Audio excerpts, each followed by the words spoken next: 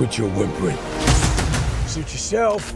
At some point during Spider-Man Brand New Day, it occurred to me, hey, this is what it used to be like. I'm actually excited watching a new Marvel movie. For the past few years, every time the lights have gone down and that Marvel Studios logo has come up, it's felt like a chore. It's felt like I was doing homework, or visiting a frail old relative who refuses to die. I didn't want to watch Captain America Brave New World, I was just following orders. But Spider-Man Brand New Day is a reminder of what it felt like to be a Marvel fan during the MCU's heyday, when it was actually exciting to see these comic book characters brought to life and sharing the screen. I can't believe we've got Spider-Man, the Hulk, the Punisher, the Hand, and the Sadie Sink character who shall remain nameless, all in the same fucking movie. And what's even more impressive than just chucking all that stuff at the wall is that they actually pulled it off and made it work. It doesn't feel overstuffed. It doesn't feel tonally jarring to jump from a grieving gun-toting vigilante to a big green monster to a guy with a robotic scorpion tail to the body horror of organic webbing. We've seen Marvel attempt an ambitious tonal blend like this and completely fumble it. Thor: Love and Thunder wants to be a sober drama about Gore mourning the death of his daughter and Jane battling cancer. And it also wants to be a silly comedy with screaming goats and cartoonish Greek gods. I remember reading in interviews leading up to Love and Thunder's release where Taika Waititi kept saying something to the effect of, if you wrote a list of all the different elements in this film, it shouldn't work. And guess what? It didn't work. But the same could be said of Spider-Man Brand New Day. If you list all the different characters and plot points and themes in this movie, it shouldn't work. This is a movie with a telepath, a secret underground New York ninja society, a Charles Bronson-style street vigilante, a spider-themed superhero going through spider puberty, a magic spell that erased him from the world's collective consciousness, a shady government conspiracy, an uneasy partnership with an NYPD cop, the proper introduction of the mutants to the MCU, and a Hulk. On paper, it just should not work at all. And as hyped as I've been for the film from that incredible lineup and those incredible trailers and the anticipation built up over a 5-year hiatus, I was tempering my expectations for that very reason. We could have easily had another Love and Thunder on our hands, but everything in Brand New Day just feels right. There's nothing that takes you out of the movie, nothing that feels out of place. It feels like you picked up a random Amazing Spider-Man comic and caught up with Peter's adventures that week. The same thing James Gunn's Superman did so well. Brand New Day's opening montage has the same sense of immersion that Gunn brought to Superman, where we're planted in this living, breathing city where a supervillain totaling an entire street and flipping a few cars is just another Tuesday. That opening montage shows us how Peter is running himself ragged, isolating himself from the world, forgetting who he is along with the rest of humanity, setting up his bleak but deeply affecting arc throughout the film. But it also plants us firmly in a lived-in New York City populated by Spidey's D-list rogues gallery and a smattering of fellow Avengers. Never forget that, no matter how powerful you become. I miss you, mate. Brand New Day might be Tom Holland's best Spider-Man movie yet. It has the clearest vision, the tightest pacing, and arguably the most worthwhile story. It's a darker, more mature Spider-Man adventure. The Amazing Spider-Man was trying to be a darker Spider-Man movie. The Christopher Nolan Batman Begins version of Spider-Man. The grim, gritty, pseudo-realistic version of Spider-Man. But it was superficial. Andrew Garfield's quips were meaner, his lighting was gloomier, and his suit was made of much deeper shades of red and blue. But it didn't actually dig into the dramatic implications of a darker Spider-Man. Brand New Day does. You can really tell you've got the director of Short Term 12 behind the camera. Destin Daniel Cretton might be the best thing to happen to the MCU since Robert Downey Jr. After Shang-Chi and Wonder Man and now this, Cretton is 3 for 3. Every Marvel project he puts his hands on turns out even better than the last. Delivering 3 consecutive bangers in the post-Endgame MCU is practically a miracle.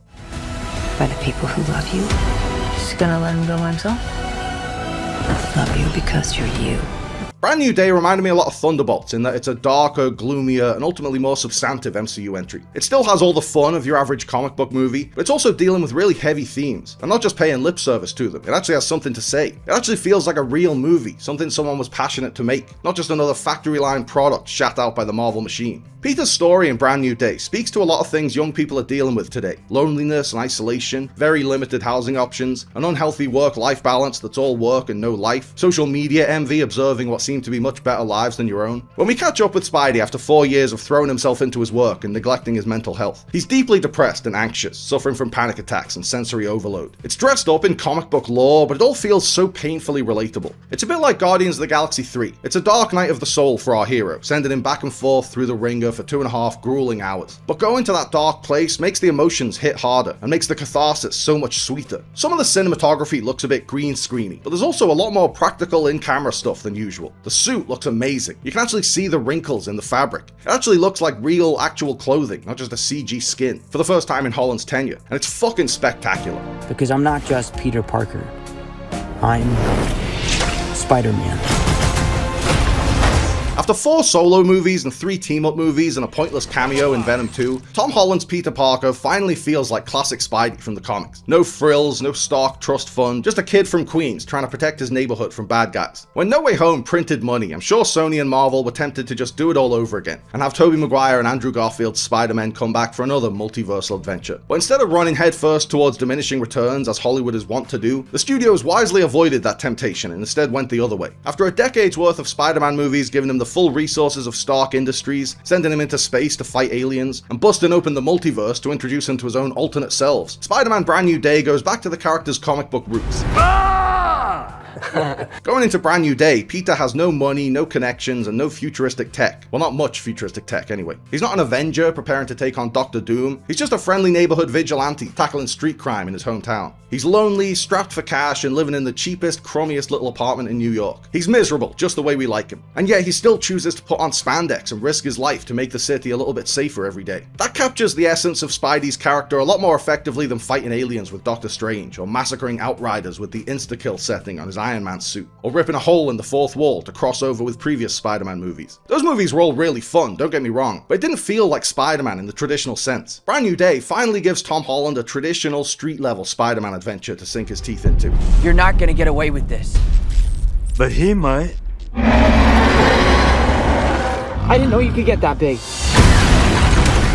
Holland is much better here than he was in the Odyssey. He was a fine choice for Telemachus in theory, but he just gave a really bland, forgettable, impersonal performance, especially opposite co-stars like Matt Damon and Anne Hathaway and Robert Pattinson and John Leguizamo, who were all doing some of the best work of their careers in that movie. But Holland's work in Brand New Day is much more impressive. He takes Peter down a dark path where he stops pulling his punches and suppressing his rage, and he doesn't hold back when that rage is unleashed. When Peter has to watch MJ kissing another guy, you really feel the emotional gut punch, and it's all in a single devastated look. Zendaya continues to delight as MJ. Her chemistry with Holland feels really easy and authentic for obvious reasons, and her wry one-liners get some of the film's biggest laughs as usual. She's a great foil for Frank Castle. MJ is the one person with the balls to talk back to the Punisher. Jacob Batalon's role as Ned is pretty limited, but he has the same authentic chemistry with Holland. You really believe Peter and Ned are best friends. That repartee between Holland and Batalon just feels so effortless. Sadie Sink has the uphill battle of playing a villain who turns out to be more of an anti-hero. So the first half of the film makes us hate her, and then in the second half, Sink has to turn it around and make us empathize with her. And by Thor's hammer does she pull it off. I won't spoil who she's playing, even though I and half the internet already correctly guessed it. And I won't say too much about her role, except to say that Sadie Sink is wonderful in this movie. She proves to be the perfect choice for the character she's playing, and I can't wait to see what she does with that character going forward, especially if she's going to be our POV character at a certain school for gifted youngsters. One of the most impressive things about the film is its use of the Punisher. Frank Castle both feels just like the Frank Castle we know and love, the stoic brute, the cold-blooded killer, the traumatized badass, and doesn't feel out of place in a light-hearted PG-13 Spider-Man movie. It's a really tricky balance, but it works beautifully. John Bernthal dials it up just enough to get to the Spider-Man level of light, zany, comic booky camp, without losing the signature gravitas that gives his Punisher performance so much weight. He gets some huge laughs with some uncharacteristically goofy moments, and it never feels out of character. But Frank isn't just there for flavor. He's not just there to round out the Marvel universe and say, hey, remember this guy? He serves an important role in Peter's journey. He's the devil on Peter's shoulder, encouraging him to give in to his rage and embrace the darkness. If you're gonna do something, you better do it now. Brand New Day is remarkably well paced. It's not constant action and spectacle. Cretton takes every opportunity to slow down for some human drama. But the movie never drags. It never feels like it's gone on a second too long. It has the zippiness of Fantastic Four First Steps, but without the messiness. There's lots of montage editing and juggling lots of subplots, but it always feels like you're on straight rails, following one clear story, one clear vision. Spider-Man 4 is as much a coming-of-age drama about aimless kids adjusting to adulthood as it is a comic book actioner. It feels as much like Less Than Zero as it does a Marvel movie. But there's still some really incredible action. Cretton works the same Crouching Tiger magic from Shang-Chi when Spidey fights the Hand in prison. That's pure wuxia. And the Punisher letting out a war cry as he empties a massive machine gun into the Hulk is one of my favorite things I've ever seen. Spider-Man Brand New Day delivers the goods as a dazzling superhero spectacle, but it's also a deeply involving emotional journey. It's the perfect mix of heart, humor, and genuine undiluted pathos. There were moments that had me laughing out loud, moments that had me on the edge of my seat, and moments that had me in tears. Brand New Day is everything you want a Spider-Man movie to be.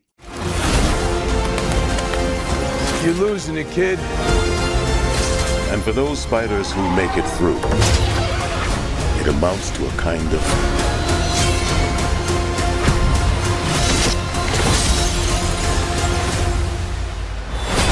rebirth. My Thanks for watching, guys. I hope you liked the video. Remember to like and subscribe and click on the little bell. And also seize the day and call your mom and be kind to yourself. Spider-Man, Spider-Man, does whatever a spider can. Spins a web any size, catches thieves just like flies. Look out, here comes the Spider-Man. Is he strong? Listen, bud, he's got radioactive blood.